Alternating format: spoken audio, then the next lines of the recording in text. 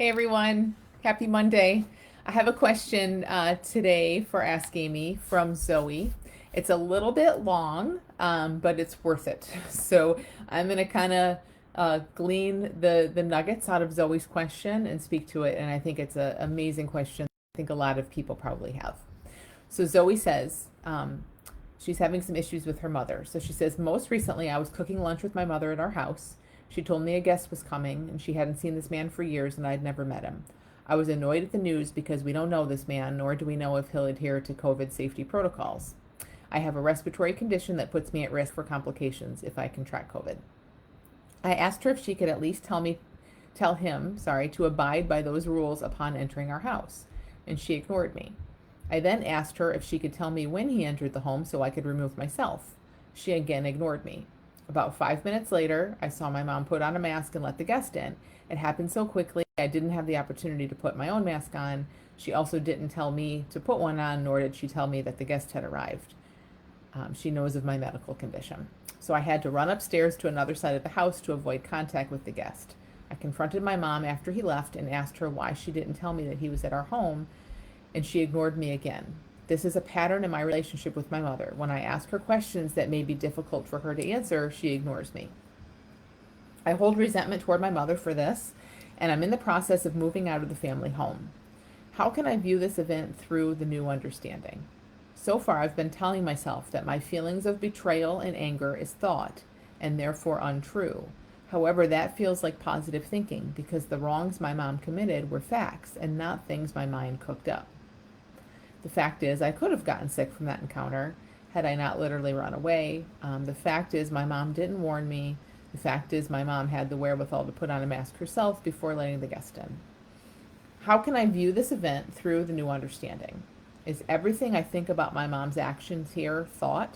Also, if my suffering around the event is all thought, is it even appropriate to move out, or am I allowing thought to dictate where I live? So I love this question. Again, there's so much good in this, Zoe.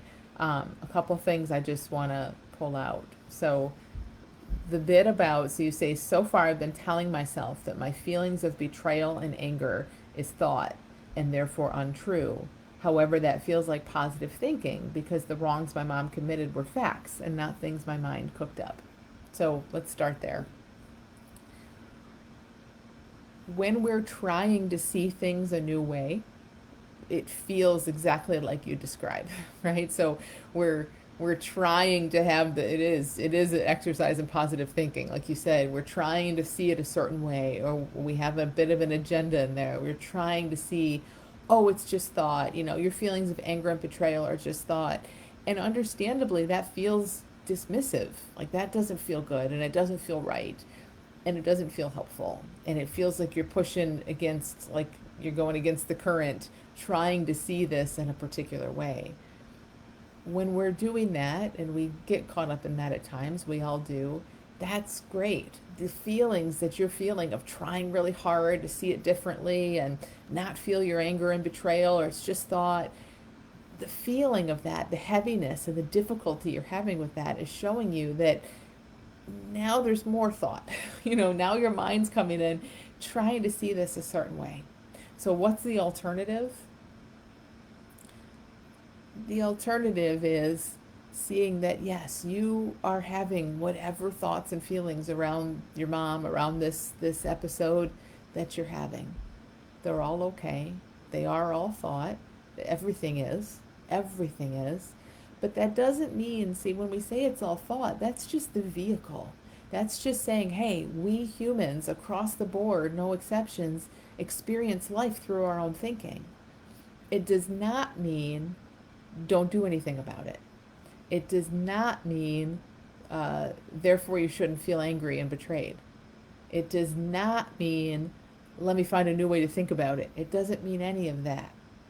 So when we talk about everything being thought, it's no different than saying, and I don't know my physics that well, but it's no different than saying, is everything physical? Is my computer and my microphone and all this stuff around me made of atoms and molecules and space? Yeah, it is all made of that. But that doesn't mean that, there's no implications to that. It doesn't mean should love this table instead of hate it. It doesn't mean we should all objects should be equal. If you have a old family photograph that's really meaningful to you, it doesn't mean you should see that in the exact same way that you see a handgun because they're all made of atoms and molecules in space. It's just showing you, hey, there's a shared essence here. That's what all things are made of. And as a human being, you're going to have all kinds of different experiences, and that's wonderful, wonderful. Nothing to talk yourself out of or hide from.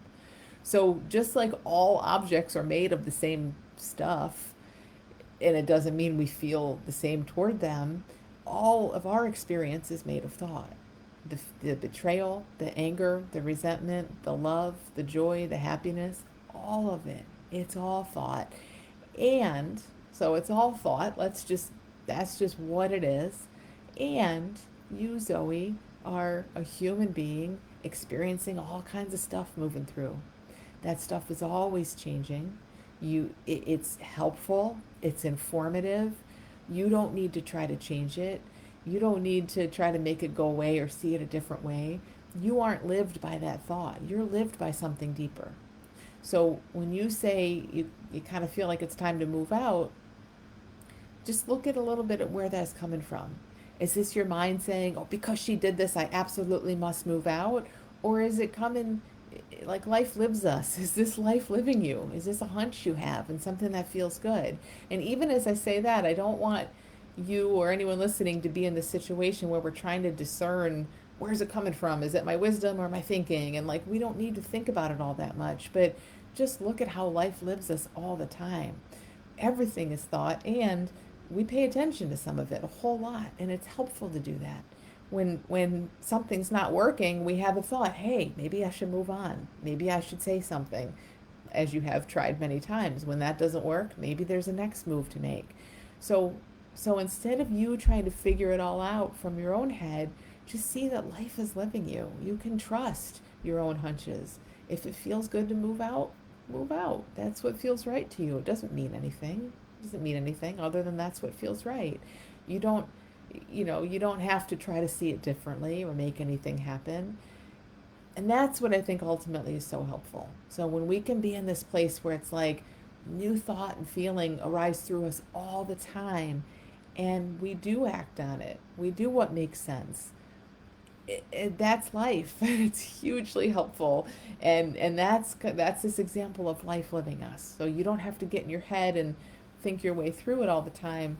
You just get to kind of follow something deeper and wiser. And even though it is all of our experiences made of thought, doesn't mean don't listen to it. We're not here to just sit on a log. Like we're here to engage in life, and that means we will act on thought all the time. So I hope that makes sense. I feel like there's something I'm missing in this that I want to just say.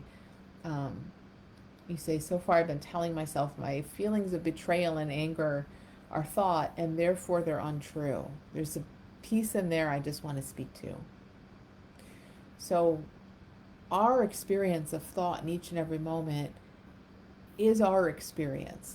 It's not the truth with a capital T, objective. Everyone would see it that way. It is biased by how our mind spins it and gives it to us, right? So yes, there's a lot of subjectivity in your resentment, how you're seeing your mom, all of that. But again, we're human beings. We're never objective, ever, ever. There's always subjectivity baked in. So it's not that you should be aiming for this place, Zoe, where there's no subjective thought guiding you in life. You can't avoid it. You will always have a lot of subjective thought guiding you through life, but know that there's also something deeper than that, and you can trust your hunches. You can trust your common sense. And if you move out and it feels like the wrong choice, you move back in. Like we're always just doing what makes sense and then moving from that space and then moving from that space. So I hope that's helpful. Thank you so much for sending this question. Hopefully it's helpful for others too. And thanks for listening. Have a great week. I'll see you guys back here next Monday. Bye, everyone.